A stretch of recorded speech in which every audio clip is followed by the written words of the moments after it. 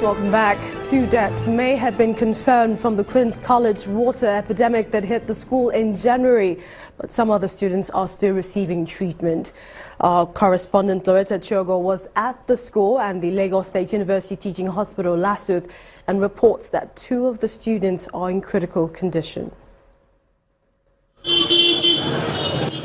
Queen's College is one of the reputable schools any parent would love to put their children. But since January this year, the school has suffered water epidemic that has so far landed some of its junior school students in the hospital. The deaths of 2 students in February has been linked to the water contamination in the school. So far, about 11 students have been brought into the Lagos State University Teaching Hospital Lasuth for treatment. That's according to the Chief Medical Director, Professor David Oke, who refused to speak on camera. He says there's improvement on 2 critical cases, while 2 have been discharged. How are you? Not one parent is bold enough to express their state of mind on camera. You okay now? We moved to the school where it all happened. After being shut for days, the school reopens amidst calls that the environment is not yet conducive for learning, therefore should remain shut. No school authority is willing to speak to us on camera, but we're told that only junior and secondary school exam classes are on for now, until the water situation is corrected. Examination begins in April. It is not clear if the recuperating students will be part of it. Loretta Chiogo, Channels Television News. The police have paraded 20 persons suspected to be masterminds of the crisis that rocked Ile-Ife in Osun State on March the 8th, 2017, which claimed over 40 lives. The force's public relations officer, Jimoh Moshood, during a news conference in Abuja, stressed the need for peaceful coexistence of all citizens. Mr. Jimoh, who announced that 18 other persons have been released for lack of evidence against them, added that the 20 suspects will be arraigned in court as soon as investigations are concluded. The operations covered the entire Ile-Ife and environment and other flash and trouble spots in Osun State and was successfully executed, leading to the arrest and detention and investigation of 38 suspects, out of which 20 suspects were found culpable to have directly and indirectly been involved in the killing of innocent people, maiming and destruction of properties of the victims worth millions of naira. They will be prosecuted on completion of investigation.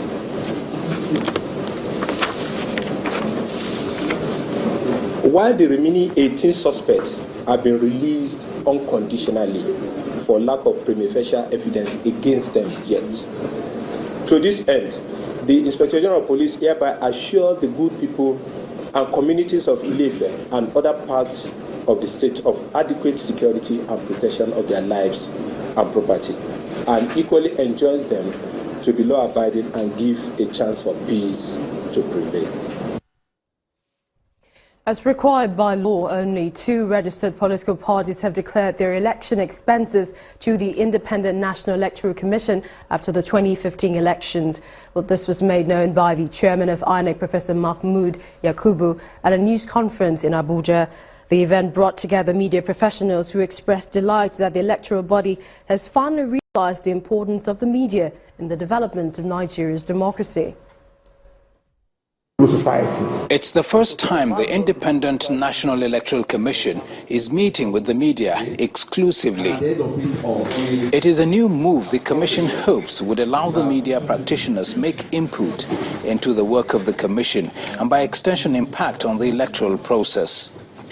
Professor Mahmood Yakubu spoke on several issues, including party financing. The parties that report about campaign finance 6 months after the election, all political parties are in default of reporting.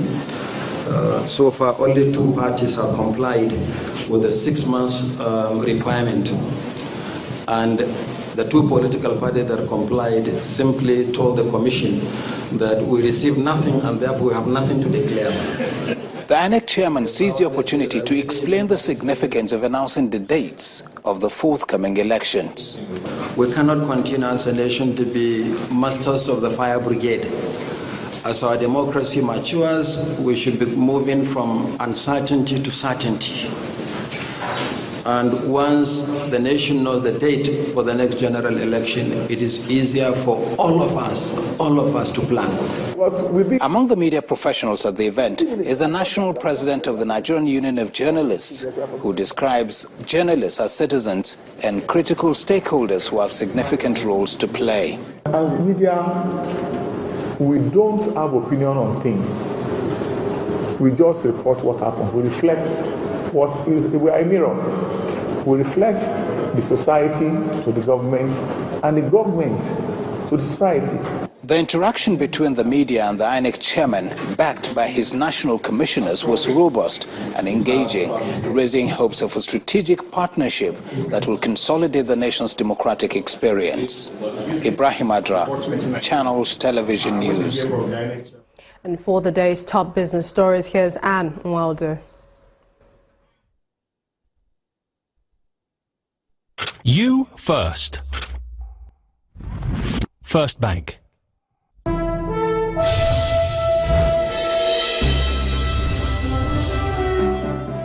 Thanks a lot, Millicent. Now, the Monetary Policy Committee of the Central Bank of Nigeria has begun its second meeting for the year. At the two-day meeting in Abuja, analysts expect the committee to hold rates at current levels. Meanwhile, at the opening of the Monetary Policy Committee retreat over the weekend, the CBN, the Ministry of Trade and Investment, and the Ministry of Finance agreed to collaborate more on policies to help grow the economy. The second meeting is coming on the heels of S&P Global Ratings affirming its B long and short-term sovereign credit ratings on the Nigerian economy. The Central Bank of Nigeria today extended its intervention in the forex market through the interbank window with an additional supply of $180 million to help meet the bids for on wholesale auction, as well as requests for medicals, school fees and personal travel allowances. This was confirmed by the spokesman of the financial regulator, Mr. Isaac Okorafor. Mr. Okorafor says the latest dollar disbursement is expected to further boost liquidity and strengthen the naira at the forex market in the coming days. He added that the wholesale forwards will be settled on Tuesday, March the 21st and delivered within the next 60 days. Well, despite the negative performance in the industrial goods sector of the Nigerian Stock Exchange, the oil and gas, the banking and the consumer goods sectors managed to lift the markets today. Bisi Adebayo has the details.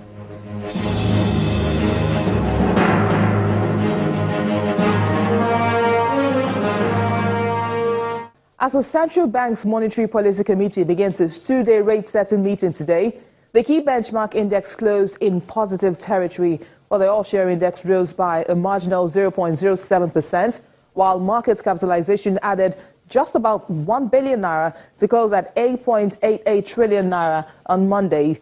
Volume was impressive, with a total of 495.23 million shares worth over 2.54 billion naira exchanged in 2,587 deals. The price table saw a negative gap of 13 gainers, led in percentage value by Mobil, Nigerian Aviation Handling Company, and Fitson Healthcare, against 22 losers, led by United Capital, Guinness, and Custodian and Allied Insurance. However, Custodian and Allied Insurance was the major contributor to the overall transaction, with over 170 million shares traded by investors. And that's it on the stock market reports. I am Bisi Adebayo. Thanks a lot, BC. On Wall Street, U.S. stocks opened lower today after a very busy week for Federal Reserve speakers. With more details from the Nasdaq market site in New York is VOA Channels TV business correspondent Jill Malandrino. U.S. stocks opened slightly lower following another green week in equities. The Dow Jones Industrial Average closed up less than 0.1%. The S&P 500 closed up about 0.2%, while with the Nasdaq Composite blowing away the other averages, gaining 0.7% on the week and touching a new intraday high on Friday. Let's quickly update the status of the bull market. The S&P 500 has grinded higher for 182 trading days without a 5% pullback, the longest such streak since February 11th, 2004. That's according to Dow Jones data. Over those 182 days, the S&P 500 has gained nearly 19%. At this point, traders I speak to believe even most bulls would love a 3 to 5% pullback to get repositioned, as it's been a very long rally post-election without a pullback of significance. U.S. dollar is mixed as the pound rose for a fourth straight session on Monday, following last week's hawkish surprise from a Bank of England member who voted to increase interest rates. Oil futures slipped as some reports cited the drop on global growth. Worries after G20 officials removed anti-protectionist language from a policy statement. Now, this week brings a heavy lineup of Fed speakers, including Chair Janet Yellen on Thursday, which follows the central bank's decision to resume interest rate increases last Wednesday. The earnings calendar is quiet, although FedEx and Nike will report on Tuesday morning before the market opens. From the NASDAQ market site in New York, I'm Jill Malandrino, and this is VOA Channel's Business News.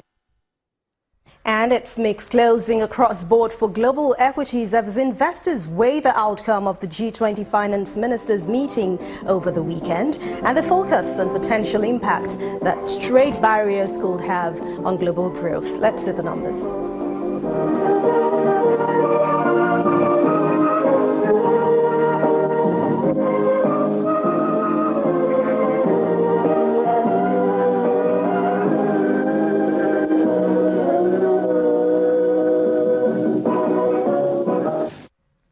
That's Business News Night. Thanks a lot for watching. I'm Anne Nwaodo. Back to you, Millicent. You first. First Bank.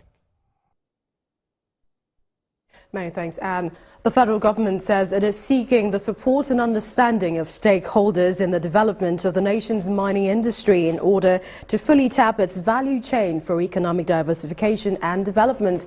Well, this is coming from the Minister of Mines and Steel, Mr. Kayode Fayemi, while on a facility tour of the Dangote cement factory in Ogun State, southwest Nigeria. The visit by the Minister of Mines and Steel is to acquaint himself with the operations of Dangote Cement PLC, located in Igbeshe, Ogun State. The company says it has done a lot to establish itself a major player in the mining sector, and its advisor explains why. To make 1 ton of cement, we need to win and source 1.6 tons of raw materials. We have to mine 1.6 tons of raw materials. So you mean that here we will be mining 20 million tons of raw materials every year, just at this location.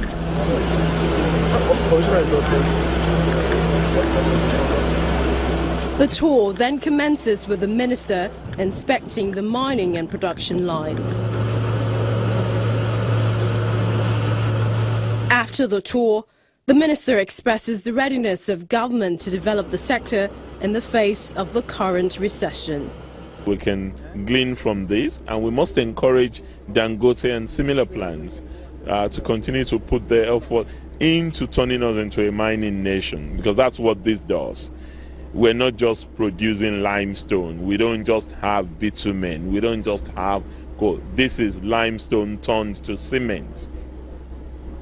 And it is when you achieve the full value chain that you become a mining nation. For the company advisor, before any meaningful progress can be recorded in the sector, there are steps the federal government needs to take. All the policies in the area of mining are very important for encouraging and sustaining investment. As you are aware, with this diversification and greater focus on the oil sector, the mining sector is one that everybody is looking into now. With this visit by the minister, there is high optimism that the sector can improve as long as the policies to attract the needed investors are set up by the federal government. And following the recent court judgment on a case filed by Fijabi Holdings and another versus Nigeria Bottling Company and NAFDAC joined as nominal party, a meeting was subsequently summoned by the Minister of Health with the Department of Food and Drug Services, the Federal Ministry of Health, National Agency for Food and Drug Administration and Control NAFDAC, as well as the Standards Organization of Nigeria SON to address the related issues. The following findings have been released. Both benzoic acid and ascorbic acid, vitamin C, are ingredients approved by international food safety regulators and used in many food and beverage products around the world. Codex Alimentarius Commission, CAC, is the organ established by the Food and Agriculture Organization of the United Nations and the World Health Organization to set internationally recognized standards, codes of practice, guidelines relating to foods, food production and food safety. The Coca-Cola products manufactured in Nigeria are safe for consumption in view of the following reasons. Risk assessment was conducted to ascertain maximum limits of food additives acceptable in foods. With reference to the Codex standards, each country or region is permitted to adopt a standard that is a limit based on country-specific scientific evidence, such as environmental, storage and distribution conditions. In view of the above, Nigerians are advised to take medicines with potable water, as this would help prevent unexpected drug-food interactions. For the benefit of the health of all Nigerians, all bottling companies are encouraged to insert advisory warnings on all products as necessary. And still ahead on the news at 10, Ghanaian referee Joseph Lamptey gets life ban from FIFA for match manipulation. That's in sports. Stay with us.